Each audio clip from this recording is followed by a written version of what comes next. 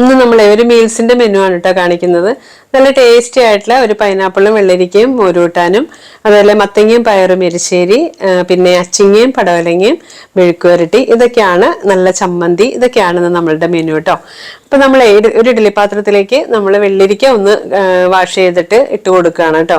ഇനി അതിലേക്ക് നമ്മൾ ഒരു പൈനാപ്പിൾ നമ്മൾ കട്ട് ചെയ്തിട്ട് ഒരൽപ്പം ഉപ്പ് മാത്രം ഇട്ടിട്ട് നന്നായിട്ടൊന്ന് വേവിച്ച് വെച്ചിട്ടുണ്ട്. അതും കൂടെ നമ്മൾ ഇതിലേക്ക് ഇട്ട് കൊടുക്കുകയാണ്.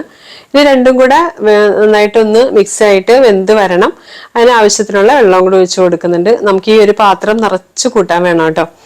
അപ്പൊ അതിന് വേണ്ടിയിട്ട് നമ്മൾ വെള്ളമൊക്കെ ഒഴിച്ചു കൊടുക്കുന്നുണ്ട്. ഇനി നമ്മൾ മഞ്ഞൾപ്പൊടി ഇട്ട് കൊടുത്തു, ഒരൽപ്പം മുളക് പൊടി ഇട്ട് കൊടുക്കുന്നുണ്ട്, ഇനി ആവശ്യത്തിന് ഉപ്പും കൂടി ഇട്ട് കൊടുക്കുന്നുണ്ട്. ഇനി രണ്ടും കൂടെ കിടന്നിട്ട് നന്നായിട്ടൊന്ന് വെന്ത് ആ വെള്ളമൊക്കെ ഒന്ന് വറ്റി വരണം കേട്ടോ. പിന്നെ ഒരു 10-15 മിനിറ്റ് ആയപ്പോഴത്തേക്കും നന്നായിട്ട് വെന്ത് ആ വെള്ളമൊക്കെ ഒന്ന് വറ്റി വന്നിട്ടുണ്ട്. അപ്പൊ നമ്മൾ ഒരു 2 സ്പൂണ് പഞ്ചസാര ചേർത്ത് കൊടുക്കുന്നുണ്ട് കേട്ടോ. ഈ പൈനാപ്പിള് മോരൂട്ടാൻ വെക്കുമ്പോഴേ പൈനാപ്പിളിന് അത്രയ്ക്ക് അങ്ങോട്ട് വലിയ മധുരമൊന്നും ഉണ്ടാവില്ല. അപ്പൊ ഒരിത്തിരി പഞ്ചസാരയും കൂടെ ചേർക്കുമ്പോഴാണ് അതിനൊരു സ്വാദ് ഉണ്ടാവുള്ളൂ കേട്ടോ.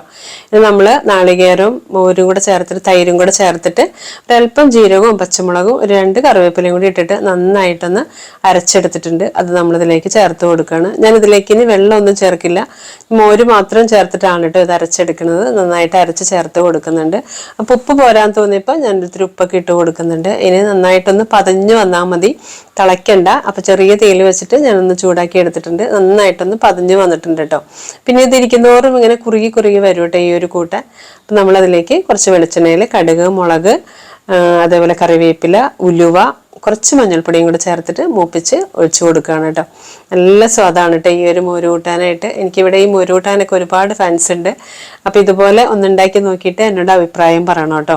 ഇനി നമ്മൾ ഉണ്ടാക്കുന്നത് മത്തങ്ങയും വൻപയറും കൂടെ എരിശ്ശേരിയാണ്. അതിന് വേണ്ടിയിട്ട് നമ്മൾ മത്തങ്ങ വാഷ് ചെയ്ത് വെച്ചത് പാത്രത്തിലേക്ക് ഇട്ട് കൊടുക്കുന്നുണ്ട്. കുറച്ച് വൻപയർ കുറച്ച് ഉപ്പിട്ടിട്ട് ഒന്ന് നന്നായിട്ട് വേവിച്ച് വെച്ചിട്ടുണ്ട്. അതും കൂടെ ചേർത്ത് കൊടുത്തിട്ട് അത് രണ്ടും കൂടെ ഒന്ന് മിക്സായി വേവാൻ ആവശ്യമായിട്ടുള്ള വെള്ളവും കൂടി ഒഴിച്ചു കൊടുത്തു. ഇനി അതിലേക്ക് നമ്മൾ മഞ്ഞപ്പൊടിയും കുറച്ച് മുളക് പൊടിയും ചേർത്ത് കൊടുക്കും. അപ്പം ഞാൻ ഈ വെജ് ഐറ്റംസിലൊന്നും ഞാൻ അധികം വെജിറ്റബിൾ കറികളിലൊന്നും അധികം അങ്ങനെ എരിവൊന്നും ചേർക്കാറില്ല കേട്ടോ. വളരെ ലൈറ്റായിട്ടുള്ള എരിവും കാര്യങ്ങളൊക്കെ ഉണ്ടാവാറുള്ളൂ. ആവശ്യത്തിന് ഉപ്പ് ചേർത്ത് കൊടുത്തു. ഇനി മുളക് പൊടിയും മഞ്ഞൾപ്പൊടിയും കൂടെ ചേർത്ത് കൊടുക്കുന്നുണ്ട്. ഇനി രണ്ടും കൂടെ കിടന്ന് നന്നായിട്ടൊന്ന് വെന്ത് വരട്ടെ. ഒന്ന് മിക്സ് ചെയ്തൊക്കെ കൊടുക്കാം. അപ്പോൾ ഈ മത്തങ്ങയൊക്കെ ആയതുകൊണ്ട് തന്നെ ഒരുപാട് വേവൊന്നുമില്ല, വേഗം തന്നെ വെന്ത് വരും കേട്ടോ. അപ്പം അതൊക്കെ ഒന്ന് നന്നായിട്ട് വെന്ത് അതിൻ്റെ വെള്ളമൊക്കെ ഒന്ന് വറ്റി തുടങ്ങിയിട്ടുണ്ട്. ഇപ്പുറത്തെ അടുപ്പിലേ നമ്മൾ മെഴുക്കുവരട്ടിക്കുള്ള ഉരുളി വെച്ച് കൊടുത്തിട്ടുണ്ട് കേട്ടോ. അച്ചിങ്ങയും നമ്മളുടെ പടവലങ്ങയും കൂടെയാണ് കേട്ടോ ഇന്നത്തെ മെഴുക്കുവരട്ടി. അപ്പോൾ ആ മത്തങ്ങയൊക്കെ ഒന്ന് വെന്ത് വന്നപ്പോഴേ അതിലേക്ക് ഞാൻ കുറച്ച് ശർക്കര മെൽറ്റ് ചെയ്ത് ചേർത്ത് കൊടുക്കുന്നുണ്ട്. മത്തങ്ങയ്ക്ക് ഒരു ചെറിയ മധുരമുണ്ട്, എന്നാൽ പോലും കുറച്ച് എരിശ്ശേരിയിലൊക്കെ കുറച്ച് മധുരം കൂടെ ചേർത്ത് കൊടുക്കുമ്പോഴാണ് കേട്ടോ സ്വാദ് ഉണ്ടാവുക. ഞാൻ ഉരുളിയിലേക്ക് വെളിച്ചെണ്ണ ഒഴിച്ചു കൊടുത്തു. അതിലേക്ക് എരിവിന് ആവശ്യമായിട്ടുള്ള പച്ചമുളകും കുറച്ച് കറിവേപ്പിലയും കൂടി ഇട്ട് കൊടുത്തിട്ട് ഒന്ന് വഴറ്റുന്നുണ്ട്. പിന്നെ ഒരു 3-4 സവാളയും കൂടെ ഒന്ന് വഴറ്റിയെടുക്കുന്നുണ്ട് കേട്ടോ. കുറച്ച് കൂടുതലുണ്ട്, അതുകൊണ്ടാണ് സവാളയൊക്കെ കുറച്ച് കൂടുതൽ എടുക്കുന്നത്. ഇനി അതൊന്ന് നന്നായിട്ട് ഒന്ന് ബ്രൗൺ ഷെയ്ഡൊക്കെ ആയി വരട്ടെ.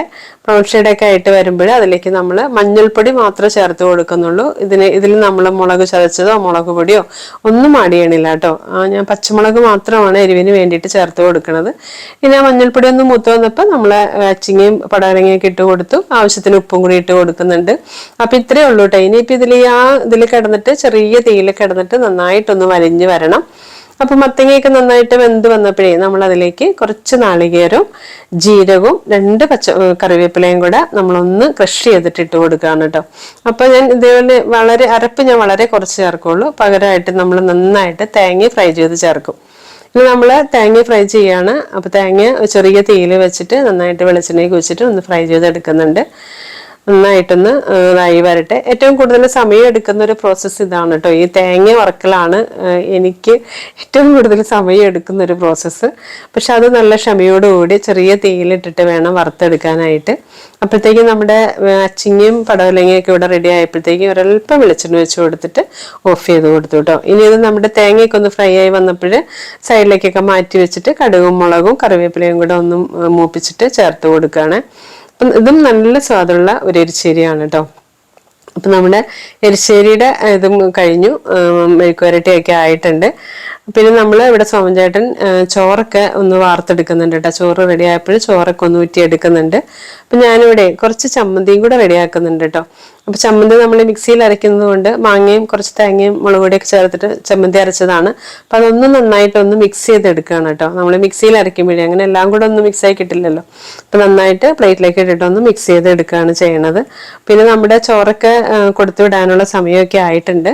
പിന്നെ നമ്മൾ പാക്കിങ്ങും കാര്യങ്ങളൊക്കെയാണ്. അപ്പോൾ നമ്മളുടെ റെഗുലറായിട്ട് കൊടുക്കുന്ന ഊണ് കൂടാതെ നമുക്ക് കുറച്ച് ഓർഡർ വേറെ ഉണ്ട്. ഒരു 10-15 പേർക്ക് നമുക്ക് വേറെ ഉണ്ട്. അപ്പം അതിൻ്റെ പാക്കിങ്ങും കാര്യങ്ങളൊക്കെ തുടങ്ങാൻ പോവാണ് കേട്ടോ.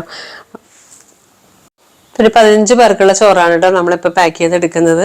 അപ്പം അങ്ങനെ നമ്മൾ പാക്കിങ്ങും കാര്യങ്ങളൊക്കെ കഴിഞ്ഞു. ഇവിടെ സോമൻചേട്ടനെല്ലാം ഒക്കെ റെഡിയാക്കി വെച്ചിട്ടുണ്ട്. അപ്പം ഇത്രയേ ഉള്ളൂ കേട്ടോ ഇന്നത്തെ വീഡിയോ. ഇഷ്ടമായാൽ ഒന്ന് ഫോളോ ചെയ്യാനായിട്ട് മറക്കരുത് കേട്ടോ.